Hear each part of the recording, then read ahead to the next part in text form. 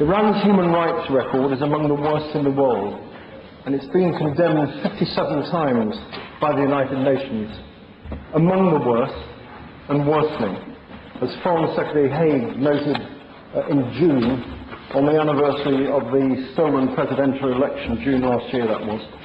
He said he was, and I quote, gravely disturbed by the deterioration of the human rights situation in Iran since the presidential election, adding, the government of Iran has further restricted freedom of expression and assembly, and protesters, journalists, students and human rights activists routinely face harassment and intimidation, with protesters denied due process in their trials.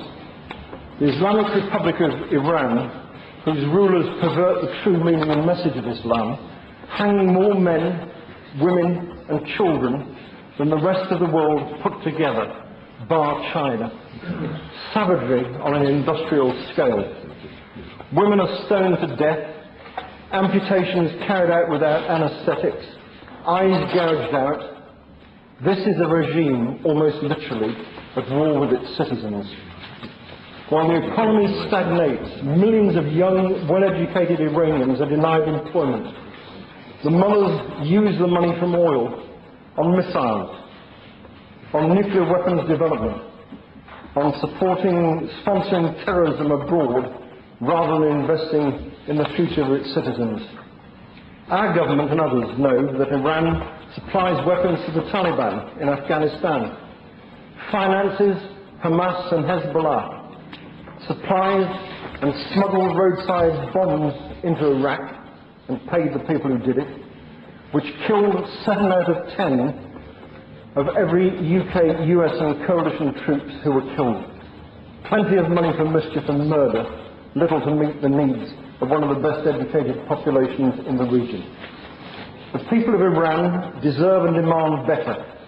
The right to protest, to enjoy human rights and free elections. That's why millions cry freedom, despite the brutality of the regime's response.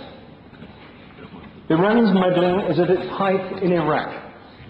It pressures the compliant and fledgling Maliki government to lay siege to 3,400 Iranian dissidents at Camp Ashraf, 60 miles northeast of Baghdad. These are members of the dissident PMOI, individually interviewed by US security agencies in 2004, who renounced participation in or support for terrorism, rejected violence, and undertook to obey the laws of Iraq and relevant UN mandates.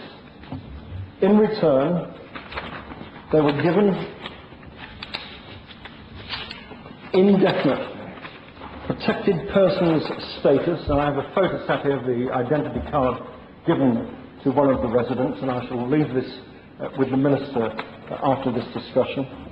Given indefinite protection under the 4th Geneva Convention on behalf of the multinational force Iraq by Major General Jeffrey Miller, its